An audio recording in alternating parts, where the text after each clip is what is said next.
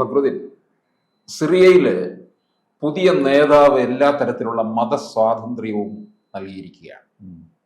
പക്ഷെ സിറിയയുടെ ഭാവിയുടെ കാര്യം ഇനി എന്താകും എന്നുള്ളതൊരു വലിയ പ്രശ്നമാണ്. അതിനോടൊപ്പം തന്നെ ഇസ്രായേല് സിറിയയിൽ അറ്റാക്ക് ചെയ്യുന്നുമുണ്ട്. ഇത് വെച്ച് നോക്കുമ്പോൾ വളരെ പ്രതിസന്ധിയിലേക്കല്ലേ വീണ്ടും പോകുന്നത് സിറിയ? സിറിയ എനിക്ക് തോന്നുന്നു താലിബാൻ IS സാധനമായി മാറാനാണ് സാധ്യത. കാരണം ഒന്ന്, അവിടെ ബഷർ അൽ അസദിനെതിരെ സമരം നടത്തിയ നല്ലൊരു പങ്കും ഈ IS ഭീകരവാദികളും അവരെ സപ്പോർട്ട് ചെയ്യുന്ന ആളുകളാണ്. പിന്നെ അവിടെ ഡിസ്പ്ലേസ് ചെയ്ത ആളുകൾ അങ്ങേയറ്റ കൊടിയ പീഡനങ്ങളിലൂടെ കടന്നു പോയിട്ടാണ് തിരിച്ചു വരുന്നത്. അവരും ഒരു ഫാസിസ്റ്റ് മെന്റാലിറ്റിയോട് കൂടിയായിരിക്കും തിരിച്ചു വരുന്നത്. രണ്ടാമത്തെ കാര്യം, ഇയാൾ ഈ മതസ്വാതന്ത്ര്യം കൊടുക്കുന്നതെന്നപ്പോൾ എനിക്ക് മുഹമ്മദ് അലി ജിന്നയെ ഓർമ്മ വന്നു. മുഹമ്മദ് അലി ജിന്ന ബേസിക്കലി അഡ്വാനി പറഞ്ഞ പോലെ he was not a communalist. അങ്ങനെ വളരെ secular. He was not a Muslim. ഞാനൊന്നും മുസ്ലിം അല്ല എന്ന് പറഞ്ഞാൽ ശരിയല്ല. കാരണം ഞാൻ മുസ്ലിംസിന്റെ ബേസിക് സാധനങ്ങളെല്ലാം പന്നിയിറച്ചി കഴിക്കില്ല, മദ്യപിക്കില്ല, ഈ പറയുന്നതിന്റെ മാതിരി അങ്ങനെയുള്ള ബേസിക് സാധനങ്ങളെല്ലാം ഫോളോ ചെയ്യുന്ന ഒരാളാണ്. ഇയാളതല്ലേ പന്നിയിറച്ചി കഴിക്കും, ഇയാള് പിന്നെ ഈ പുകവലിക്കും, അങ്ങനെ ഇസ്ലാം എന്തൊക്കെ മദ്യപിക്കും, എന്തൊക്കെ വേണ്ടെന്ന് തോന്നാക്കെ ചെയ്യുന്ന ഒരാളാണ്. ഇയാൾ ആദ്യം മുസ്ലിങ്ങൾക്ക് താല്പര്യം ഉണ്ടായിരുന്നില്ല. ഇയാൾ കോൺഗ്രസ് നേതാവായിരുന്നു. ഇയാൾ ഭയങ്കര സെക്കുലർ. അപ്പോൾ നെഹ്റു വന്നോട് കൂടിയിട്ട്, നെഹ്റുവും ഗാന്ധിജി വന്നോട് ഇയാളെ പ്ലേസ് അങ്ങ് പോയി, സ്പേസ് കോൺഗ്രസ് ഇല്ലാതെ. അതോട് കൂടിയിട്ടാണ് ഇയാൾ കമ്മ്യൂണലായത്. അപ്പോൾ ഈ കമ്മ്യൂണലിസത്തെ ഇയാൾ കമ്മ്യൂണലിസത്തെ ഉപയോഗിക്കുകയായിരുന്നു. അപ്പോൾ അങ്ങനെ പറഞ്ഞു വെച്ചാൽ പാകിസ്ഥാനെ ഞാൻ സെക്കുലർ രാജ്യമാക്കുന്നു. അങ്ങനെ അത് പാകിസ്ഥാനെ ദേശീയഗാനം എഴുതിപ്പിച്ചത് ഒരു ഹിന്ദുവിനെ കൊണ്ടായിരുന്നു മൂപ്പര്. പക്ഷെ വൺസ് നിങ്ങൾ ഈ വർഗീയത എന്നുള്ള ബോധത്തിനെ കൊടുത്തുനിന്ന് വിട്ടു കഴിഞ്ഞാൽ നിങ്ങൾക്ക് പോലും അതിനെ കൺട്രോൾ ചെയ്യാൻ പറ്റില്ല. അങ്ങേർക്കല്ലേ തന്നെ ഷെയറോ ഒക്കെ ആയിരുന്നു. അങ്ങേര് കുറച്ച് കഴിയുമ്പോൾ കിടപ്പില്ല. ഇവന്മാർ അങ്ങേരെ ഒരു സാനിറ്റോറിയത്തിലേക്ക് മാറ്റി ഭരണം ലിയാഖത്ത് അലി ഖാൻ ഏറ്റെടുത്തു. അന്ന് ഈ ഹിന്ദു എഴുതിയിട്ടുള്ള ദേശീയഗാനവും മാറ്റി. അന്നൊരു മണ്ഡൽ തന്നെ ദളിതർക്കുണ്ടല്ലോ, ഇപ്പം മുസ്ലിംസിന്റെ കൂടെ കൂടി സവർണർ അടിക്കാം അല്ല എന്നുള്ള പരിപാടി. അങ്ങനെ മണ്ഡൽ എന്ന് പറഞ്ഞാൽ ഏതാ, മണ്ഡൽ എന്ന് അയാളെ പേര് നീക്കും. അയാൾ അവിടെ മിനിസ്റ്റർ, ഹിന്ദു മിനിസ്റ്ററായിരുന്നു. അയാൾ ജായിക്ക് രാമൻ അവിടെ ഓടി രക്ഷപ്പെട്ട് ഇന്ത്യയിൽ വന്നു. നിങ്ങൾ അവിടെ വന്നാൽ മതി, നിങ്ങൾ നമ്മളെ ബ്രാഹ്മണരുടെ പീഡനത്തിന് രക്ഷപ്പെടുത്താന്നൊക്കെ പറഞ്ഞ് കൊണ്ടുപോയതാ. അവസാനം എരിചട്ടിയിൽ നിന്ന് വതചട്ടിയിലേക്ക് തന്നെ അവസാനം ഓടി വിടുന്ന നെഹ്റുവിന്റെ കാല് പിടിച്ച് രക്ഷപ്പെട്ടതാണ്. അതുപോലെ ഈ വാക്കൊക്കെ ഉള്ളൂ. ഇപ്പം എന്ന് വെച്ചാൽ ഇപ്പം ഞങ്ങളതൊന്നും സമ്മതിക്കില്ല എന്ന് പറഞ്ഞാൽ ഇസ്രായേൽ ബോംബ് എൻ്റെ തലേൻ്റെ മുകളിൽ കൊണ്ടുവച്ചു. അപ്പോൾ അതുകൊണ്ടാണ് ഞങ്ങൾ നിങ്ങളൊന്നും ഉപദ്രവിക്കാനില്ല. പിന്നെ അവിടെ ഈ സിറിയൻ ക്രിസ്ത്യൻ കമ്മ്യൂണിറ്റിയുടെ ആസ്ഥാനങ്ങളിലൊന്നാണ് ദമാസ്കസ്. അപ്പോൾ അവർക്കൊക്കെ തന്നെ ഒരു പ്രശ്നം ഉണ്ടാക്കാതെ ഞങ്ങൾ നോക്കുന്ന വാക്ക് കൊടുക്കണം. ഇവന്മാരങ്ങനെ വാക്ക് കൊടുത്താലും ഇവന്മാരൊരു സാഹചര്യം വരുമ്പോൾ ഇവന്മാരെ തനി സ്വരൂപം കാണിക്കും. കാരണം അതാണ് ഇവരുടെ ബേസ്. ഇപ്പം എൻ്റെ ഒരു ബേസിക് ആയിട്ടുള്ള നാച്ചുറുണ്ട്. ബേസിക് നാച്ചുറൽ എന്താണ്? ഒന്നാമത്തത്, ഞാൻ ഇന്ത്യക്കാരനാണ്, എൻ്റെ കോംപ്രിഹെൻഷൻ അതാണ്.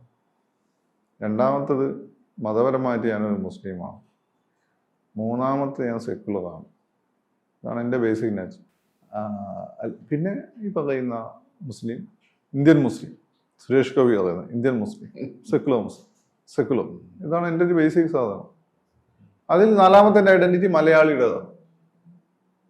എൻ്റെ ഏത് സംസ്ഥാനം നിങ്ങൾ എടുത്തു നോക്കിക്കഴിഞ്ഞാലും ഇതിൽ കിടന്ന് കളിക്കും. അത് പക്ഷേ ഇവരുടെ ബേസിക് നാച്ചർ എന്താ? ഇസ് എ ജിഹാദ്. ലോകത്ത് ഇസ്ലാമിക ആധിപത്യം സ്ഥാപിക്കണമെന്ന്, അതൊരു സുന്നി ഇസ്ലാമിക ആധിപത്യം ആയിരിക്കണം, അത് ഷിയാക്കൾക്ക് പോലും സ്ഥാനമില്ല എന്ന് വിശ്വസിക്കുന്നു.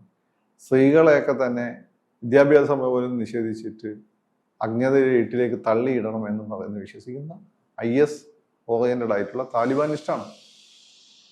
ഇവന് നിൽക്കാനോ സ്ഥലം കിട്ടിക്കഴിഞ്ഞാൽ ഇവന് ഈ സ്വയം ക്രിസ്ത്യാനികളെ ഓടിക്കും, യൂതന്മാരെ ഓടിക്കും. യൂതന്മാരെ ഓടിച്ചാൽ അവന്മാർ തിരിച്ചടിക്കും. വേറൊരു കാര്യം, ഈ പറയുന്ന സ്വയം ക്രിസ്ത്യാനികളെ ഓടിച്ചാൽ പിന്നെ ഇവിടെ കേരളത്തിൽ നിന്ന് മാണിസാവ് പോയി തിരിച്ചടിക്കേണ്ടി വരും. അല്ല, മാണിസാവ് അവരെ കൊടുത്തല്ല, അനന്ത കത്തോലിക്കനാണ്. ഇവിടെ നമ്മുടെ സ്വയം കത്തോലിക്കരായിട്ടുള്ള ആളാണ് അനൂജ് ജേക്കബ് ഉണ്ട്. അനൂജ് ജേക്കബ് അയാൾ പക്ഷേ യാക്കോബായാണല്ലേ. ഓർത്തഡോക്സ് ക്രിസ്ത്യൻ ആരാളുള്ളത് ഇവിടെ പ്രധാനപ്പെട്ട ആവശ്യം. ഉമ്മൻചാണ്ടി സാർ ഉണ്ടായിരുന്നു. ചാണ്ടിയമ്മനൊക്കെ പോയി യുദ്ധം ചെയ്യേണ്ടി വരും. അപ്പം അതാണ് അവിടുത്തെ ഒരു അവസ്ഥ. അപ്പൊ ഇതൊന്നും വിശ്വാസത്തിൽ എടുക്കാൻ പറ്റില്ല. അല്ലെങ്കിൽ 2 വർഷം കഴിയട്ടെ. ഇവരുടെ ഇതുവരെയുള്ള സ്വഭാവം വെച്ചിട്ട് ഇതൊന്നും നമുക്ക് വിശ്വാസത്തിൽ എടുക്കാൻ പറ്റില്ല. താലിബാൻ തിരിച്ചു വന്നപ്പോൾ ഞങ്ങൾ സ്ത്രീകൾക്ക് സ്വാതന്ത്ര്യം നൽകുന്നത് ഭയങ്കര ഡെമോക്രസി ആയിരിക്കും, ഭയങ്കര മോഡേൺ ആയിരിക്കും. ഇപ്പൊ എന്താ സംഭവിക്കുന്നത്? അവിടെ ക്രിക്കറ്റർ ഇപ്പം പ്രതിഷേധിച്ചിരിക്കുകയാണ്. ഈ വേറെ പിന്തിരിപ്പൻ, സ്ത്രീകൾക്ക് വിദ്യാഭ്യാസം കൊടുക്കാൻ ഭയങ്കര പിന്തിരിപ്പനാണ്, ഇങ്ങനെ പോകാൻ പാടില്ല എന്ന് തോന്നുന്നു. അതുകൊണ്ട് ഇതൊന്നും വിശ്വാസത്തിൽ എടുക്കാൻ പറ്റില്ല. 2, ഇസ്രായേൽ അവിടെ ബോംബിടുന്നത് അവരുടെ കയ്യിൽ കുറെ ആയുധങ്ങളൊക്കെ ഉണ്ട്, അത് നശിപ്പിച്ച് കളയാന്നുള്ളത്. ഇപ്പോൾ ഈ അഫ്ഗാനിസ്ഥാന്റെ വഴി കുറെ ആയുധങ്ങൾ ഉണ്ടായിരുന്നു. ഈ താലിബാന്റെ സമയത്ത് എന്ത് ചെയ്തെന്ന് വെച്ചാൽ അമേരിക്ക ഇതൊക്കെ ബോംബിട്ട് നശിപ്പിച്ച് കളഞ്ഞു. മനസ്സിലായില്ലേ? അതുപോലെ നിലവിലുള്ള ഇൻഫ്രാസ്ട്രക്ചർ തകർക്കുക എന്നുള്ളതാണ് ഇവരുടെ പ്ലാൻ, ഇസ്രായേലിന്റെ പ്ലാൻ. അപ്പോൾ ഇസ്രായേൽ അപ്പോൾ സേഫായി മാറും. അതിനു വേണ്ടിയിട്ടാണ് അവർ ബോംബ് ചെയ്യുന്നത്. പിന്നെ പക്ഷെ സിറിയക്ക് ഇസ്രായേലിനോട് പിടിച്ചു നിൽക്കാൻ കഴിയും. ഇപ്പൊ എവിടെ ഇസ്രായേലിനോട് അവർക്ക് പിടിച്ചു കയറാൻ പറ്റുന്നില്ല. പിന്നെ ഇസ്രായേൽ എന്തുകൊണ്ട് ഇസ്രായേൽ എല്ലാത്തിനും ഒരു ടൈം നിശ്ചയിച്ചിട്ടുണ്ട്. ആ ടൈം അനുസരിച്ച് അവർ അത് എക്സിക്യൂട്ട് ചെയ്യുന്നേ ഉള്ളൂ. ആയുധങ്ങൾ വേണ്ടേ? ആയുധങ്ങളുടെ ഒരു പവർ എന്ന് വെച്ചാൽ ഭയങ്കരമല്ലേ. അങ്ങനെ സിറിയക്ക് ഇസ്രായേലിനെ മുന്നിൽ പിടിച്ചു നിൽക്കാൻ പറ്റുമായിരുന്നെങ്കിൽ ഈ കഴിഞ്ഞ യുദ്ധത്തിന് തോൽക്കില്ലായിരുന്നല്ലോ. ഇവരെല്ലാം കൂടി പല സമയങ്ങളിൽ ഒരുമിച്ചല്ലേ യുദ്ധം ചെയ്തത്. എല്ലാവരും ഉണ്ടായിരുന്നില്ല, പല സമയങ്ങളായി പലരും വന്നു. എങ്ങനെ യുദ്ധം ടോട്ടലി ഒരു അറബ് സഖ്യത്തിന്റെ യുദ്ധമായിരുന്നല്ലോ. പിന്നെ രണ്ടാമത്തെ കാര്യം എന്ന് വെച്ചാൽ അങ്ങനെ ഉണ്ടായിരുന്നെങ്കിൽ ഇസ്രായേൽ പാടം ഉണ്ടാവില്ലായിരുന്നല്ലോ. അതിനൊന്നും ഒരു കാര്യമില്ല. ഇവരുടെ കയ്യിൽ രാസായുധമില്ലേ എന്ന് പറയപ്പെടുന്നു.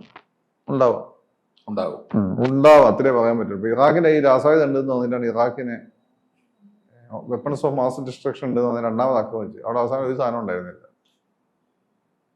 മറ്റേ ഗ്യാസ്, പാചക ഗ്യാസ് ഉണ്ടായിരുന്നുള്ളൂ അവിടെ. അതേപോലെ ഇവരതിൽ ഉണ്ട് എന്ന് പറയപ്പെടുന്നു. ഇവരവിടെ രാസായുധങ്ങൾ ഉപയോഗിച്ചിട്ട് റിബൽസിനെ കൊന്നു എന്ന് പറയപ്പെടുന്നുണ്ട്. അതായത് ഇൻഡിപെൻഡന്റ് ഇന്റർനാഷണൽ ബോഡി അത് അങ്ങനെയാണ് എന്ന് പറയുന്നതിനെ വിശ്വസിക്കുന്നത് വേണ്ടത്. ഇവരങ്ങനെ പല കള്ളത്തരങ്ങളും നോക്കി. അത്രയേ ഉള്ളൂ അതിന്റെ കാര്യം. അതുപോലെ ഇവര് മതസ്വാതന്ത്ര്യം നൽകുമെന്ന് പറയുന്നു. അത് ഏത് പരിധി വരെ, എത്ര വരെ കൊടുക്കും? അത് അവര് കൊടുക്കുമെന്നൊക്കെ പറയും. പിന്നെ അത് ലിമിറ്റേഷൻസ് വെക്കും. പിന്നെ അവസാനം ഉണ്ടാവില്ല. കാരണം അത് ഇവരാക്കി ഇത്രയും കാലം മണക്കാട്ട് നിന്നുകൊണ്ട് അമേരിക്കക്കെതിരെയും റഷ്യക്കെതിരെ ഇവരെ ഫൈറ്റ് ചെയ്യാൻ പ്രേരിപ്പിച്ചത് ഇസ്ലാമിസ്റ്റ് ഐഡിയോളജിയാണ്. ഇപ്പൊ ഭരണം കിട്ടിയപ്പോൾ അതങ്ങ് വേണ്ടാന്ന് നോക്കും നിങ്ങൾ കരുതുന്നുണ്ടോ? അവന്മാര് പതുക്കെ അത് വേണ്ടാന്ന് വെച്ചാൽ പിന്നെ അവരില്ല, അവരുടെ സ്വത്തും ഇല്ല, അവരത് കരുത്ത് കിട്ടും സ്വാഭാവികം. അപ്പൊ നിങ്ങൾ ചോദിക്കും ഇത് ടുണീഷ്യ സംഭവിച്ചില്ലല്ലോ. ടുണീഷ്യയിൽ ഇസ്ലാമിസ്റ്റുകളല്ല, അവിടെ കുറച്ചും കൂടി ലിബറൽ ആയിട്ടുള്ള ആളുകളാണ് വിപ്ലവത്തിനുണ്ടായിരുന്നത്. വെറും ഇസ്ലാമിസ്റ്റുകളല്ല. ഇസ്ലാമിസ്റ്റുകൾ നടത്തിയ വിപ്ലവം എവിടെയായിരുന്നു? ഈജിപ്തിലായിരുന്നു. അവിടെ ഇവിടുത്തെ സിറിയൻ ക്രിസ്ത്യാനികളെ പോലെയുള്ള ഈ പറയുന്ന കോപ്റ്റിക് ക്രിസ്ത്യാനികൾ ഓടിച്ചിട്ട് കൊല്ലാൻ തുടങ്ങിയോട് കൂടിയിട്ടാണ് അവിടെ പട്ടണം ഭരണ അധികാരം തിരിച്ചു പിടിക്കുകയും അമേരിക്ക സപ്പോർട്ട് ചെയ്യുകയും ചെയ്തത്. മുഹമ്മദ് മുർസിനെ പിടിച്ച് ജയിലിൽ വിട്ടു. അത് അന്നത്തെ പ്രസിഡന്റായിരുന്നു, ഇസ്ലാമിക് ബ്രദർഹുഡിന്റെ നേതാവായിരുന്നു. അപ്പൊ ഇവിടെ കരയുന്നതാണ് മുഹമ്മദ് മുർസി ജയിലിൽ കിടന്ന് മരിച്ചു എന്നൊക്കെ പറഞ്ഞത്. പിന്നെ അങ്ങനെ മരിക അടങ്ങി ഒതുങ്ങി നിൽക്കണം.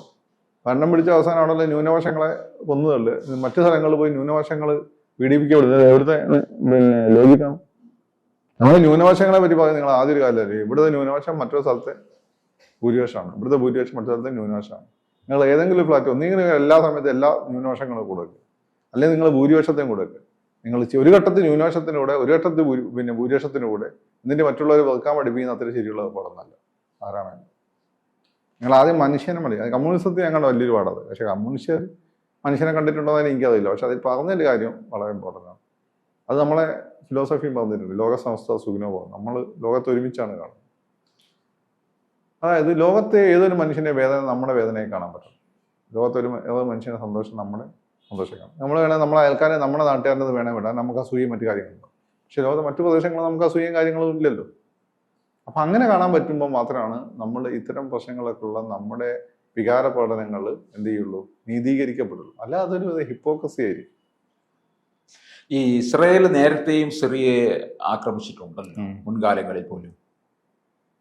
ഇസ്രായേൽ ജയിച്ചു ഉണ്ട്, ആക്രമിച്ചിട്ടുണ്ട്. ഇസ്രായേൽ ജയിച്ചു. ഈ യുദ്ധങ്ങളൊക്കെ സിറിയ ഒരു ഭാഗത്തുണ്ടായിരുന്നു. അദ്ദേഹം പറഞ്ഞ അതിന്റെ ഒരു തുടർച്ച തന്നെ, അതിന്റെ തുടർച്ചയാണ്. ഇസ്രായേൽ സിറിയ പൂർണ്ണമായും പിടിച്ചെടുക്കണമെന്നില്ല. ഗോലാൻ ഹൈറ്റ്സ് അങ്ങനെയുള്ള ചില കാര്യങ്ങൾ അവർക്ക് ആവശ്യമുള്ളൂ. അല്ലാതെ അവരുടെ ആവശ്യം എന്ന് വെച്ചാല് ഒരു തലവെക്കാൻ പാടില്ല. ഇവരെ കയ്യിലൊക്കെ അത്യാവശ്യം ആയുധങ്ങളുണ്ട്, അത്യാവശ്യം ഈ പറയുന്ന ആവശ്യം. അപ്പൊ ഈ ആയുധങ്ങളിലെ മിലിറ്ററി ഇൻഫ്രാസ്ട്രക്ചർ ആക്കുക, അതേ ഉള്ളൂ. ഇന്ന് ലെബനൻ പോലെ ആക്കുക. ലെബനന് വലിയ മിലിറ്ററി ഇൻഫ്രാസ്ട്രക്ചർ ഇല്ല. കേരളം ലെബനൻ യുദ്ധം ചെയ്താൽ കേരളം ചെയ്യും. അതേപോലെ ലെബനൻ പോലെ ആക്കുക എന്നുള്ളതാണ്. ലെബനൻ എന്തായാലും മിക്കവാറും ഇസ്രായേലിന്റെ കൈകളിൽ, ഇസ്രായേലിൽ കിട്ടുന്നപ്പോൾ തന്നെ ലെബനന് കാര്യമായിട്ടൊന്നുമില്ല. ഹിസ്ബുള്ളാണ് അവിടുത്തെ ഫോഴ്സ്. അവിടുത്തെ മിലിറ്ററി എന്ന് പറഞ്ഞാൽ ഹിസ്ബുള്ളയാണ്. ഹിസ്ബുള്ള തീവ്രവാദ സംഘടനയാണ്. അതുപോലെ അല്ല സിറിയ. സിറിയയിലെ മിലിറ്ററി പവർഫുൾ ആയിരുന്നു, നല്ല മിലിറ്ററി ഇൻഫ്രാസ്ട്രക്ചർ ഉണ്ടായിരുന്നു അവർക്ക്. സിറിയയെ കീഴ്പ്പെടുത്താൻ എളുപ്പമാണെന്നാണ് പറയുന്നത്. അല്ലല്ലോ, ലെബനനെക്കാട്ടും ബുദ്ധിമുട്ടാണ്. ലെബനൻ ഒന്നുകൂടി എളുപ്പമാണെന്ന്. കാരണം അവിടെ എന്ന് വെച്ചാൽ ഈ ക്രിസ്ത്യൻ മുസ്ലിം പ്രശ്നം വളരെ സജീവമായിട്ടുണ്ട്. ഓരോ പ്രദേശങ്ങൾ ഓരോ മിലിഷ്യയാണ് കൈകാര്യം ചെയ്യുന്നത്. അവിടെ മിലിറ്ററി വളരെ വീക്കാണ്. അതിലും ശക്തമാണ് കേരള പോലീസ്. അതുകൊണ്ട് ഇസ്രായേലിനെ സംബന്ധിച്ചിടത്തോളം അവർ തുടങ്ങി വെച്ച ദൗത്യം ഒരു പൂർത്തിയാക്കുന്നേ ഉള്ളൂ. ഈ മിലിറ്ററി ഇൻഫ്രാസ്ട്രക്ചർ തകർക്കുക എന്നുള്ളത്. തുടങ്ങി വെച്ച ദൗത്യം പൂർത്തിയാക്കുക എന്ന് വെച്ചാൽ ഇസ്രായേലിനെ സംബന്ധിച്ചിടത്തോളം പൂർത്തിയാക്കണമെന്ന് വലിയ താല്പര്യവും ഉള്ളവരല്ലല്ലോ. അല്ല അതല്ല ഇപ്പോൾ അവരെ സംബന്ധിച്ചാൽ ഈ മിലിറ്ററി ഇൻഫ്രാസ്ട്രക്ചർ തകർത്തിട്ട് ഈ സിറിയയുടെ കുറച്ച് പ്രദേശങ്ങളും കൂടി അവരുടെ ഈ പറയുന്ന ആധിപത്യം ഉറപ്പിക്കാന്നുള്ളത്. അല്ലാതെ ആ രാജ്യത്ത് പൂർണ്ണമായിട്ടും കീഴടക്കണമെന്ന ഉദ്ദേശം അവർക്കുണ്ടെന്ന് എനിക്ക് തോന്നുന്നില്ല. അത് ശല്യമായി മാറും. അവരവിടെ കിടന്ന് അടിച്ചോട്ടെ, ഞങ്ങൾക്ക് ശല്യമാവരുത്. ഇവർക്ക് ശല്യമാകുന്ന മിലിറ്ററി ഇൻഫ്രാസ്ട്രക്ചർ, അതുകൊണ്ട് അത് നശിപ്പിക്കുന്നു, അത്രയേ ഉള്ളൂ. കൂടുതൽ വാർത്തകളും വിശേഷങ്ങളും നിങ്ങളിലേക്ക് എത്താൻ ABC മലയാളം സബ്സ്ക്രൈബ് ചെയ്യുക, ബെൽ ബട്ടണും അമർത്തുക.